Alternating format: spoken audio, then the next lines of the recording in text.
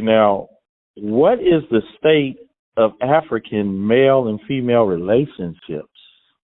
Ooh, good one. Hot topic. Hot topic. Hot topic. Hot topic. Yes. Well, personally, I'm a happily married woman, so that doesn't mean it's perfect, but I did find a good relationship. Now, when I think about my daughter, who's 25, or I think about my son, who's 27, it's tough. And then I have friends that are my age, 50-something, that are still trying to find relationships. So you know what? You basically just said that you're happily married. Can you kind of school us on what makes your marriage happy? Because people need to know what are the things that are happening to make marriages happy and good. Because guess what? A lot of people that I talk to, they are really going through it, or they're separating, divorcing. So school us a little bit, please. So there's a movie, The Pursuit of Happiness, okay?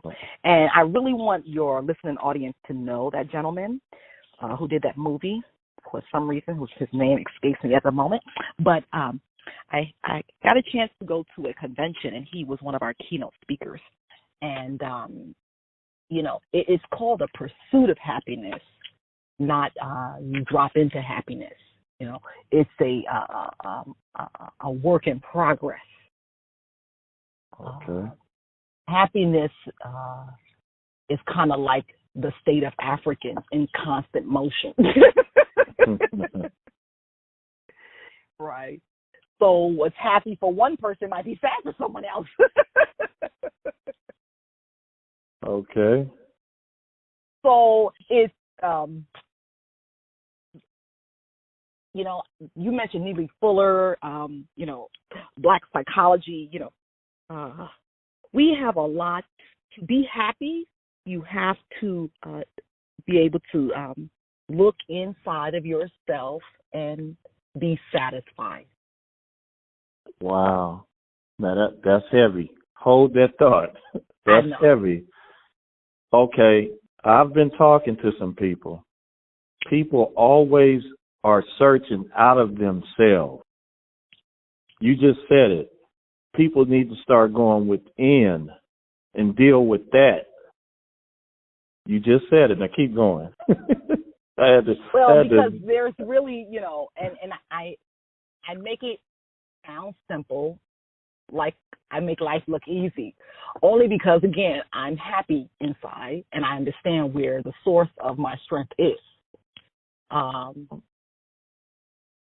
So it takes a lot to feel content and know that, to satisfy your needs, you have to really be responsible for that. And that, for me to be happy, I can't expect for my husband to make me happy. Okay. So it starts with you, and then also it starts with him? It starts with the self, the I and the I. It starts with the I and I. Okay, so what is something that you and your husband is doing that makes it work and lasting? What are some things that you're doing? We understand our roles as male and female and husband and wife, wow. mother and father.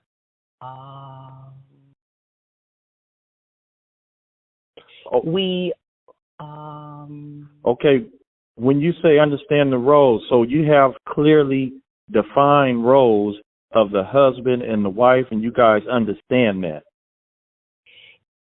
Well, it's like there's not a book that says you do this and you do that. Okay. But in fact, there is a book, and it's called the Bible, if you believe in the Bible. Well, that book gives some basic instruction to living. I mean, that's common sense things. You and I always say this. You and I can sit and reason about what should be happening and not. And it's common sense. So I think when we talk about religious texts, that was another topic, but we wasn't going to go into that. But when you talk about religious texts, they have basic tenets of life. Absolutely. That crosses all religions. But then they have some other things that's with it that say that, oh, this is the way everybody should be. And that's where I get, kind of muffled. But yeah, keep going. I just like to add a little bit to what you're saying. It's just really interesting. And I'm an older person, my relationship. You're young. I've seen you. I've been around you. You're a young person. I'm over 50 and I'm young. I am young at heart. Yeah. I do believe that. And, but it's just really important that people respect each other's space. When you come together in a marriage, you have to, I believe, and everybody's belief is different, but I believe in coming into a relationship as a whole person, meaning my self-esteem and what I think about myself is based on my values and who I am from my family and who I am, and from my desires and the God-given desire in my heart.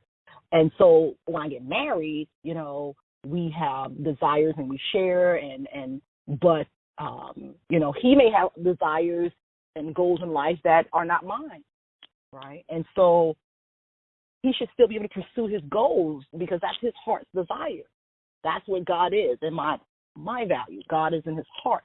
So if his heart is directing him to do something, then as his wife, he should do it. Same here. If I have a desire in my heart to do something, then know that that's my God-given right to go do it, and so therefore the liberty to do it. So is there understanding there for you and your spouse? That's an understanding that I'm going to support your aspiration and goals and vice versa.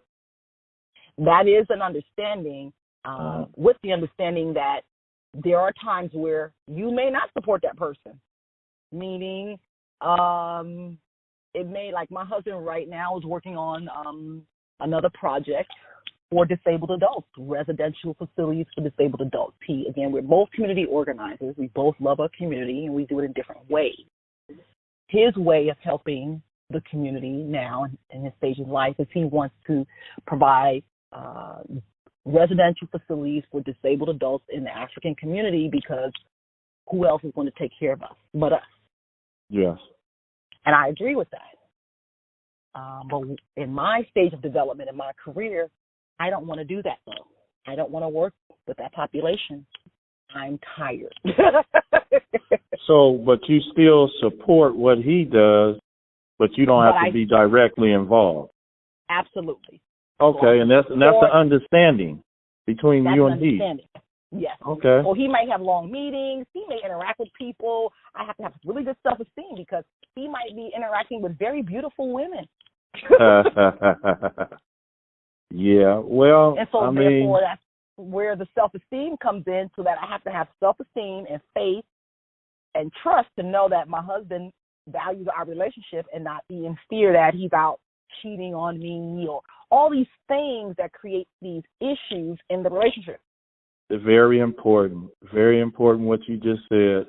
When you don't have that inner strength, you can be weak-minded and say, "Oh, you out doing something." And it's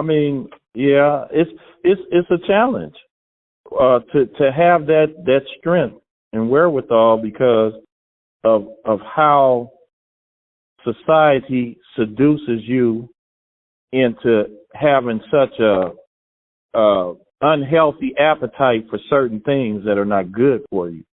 Oh, and the devil is always busy. So you definitely, and you're always challenged. Yeah. The strength that you hear here is challenged on a daily basis. So then I have to reinforce myself. I have to remember, and sometimes I need a friend to call on. Yeah, I mean, and then, you have, adjustments.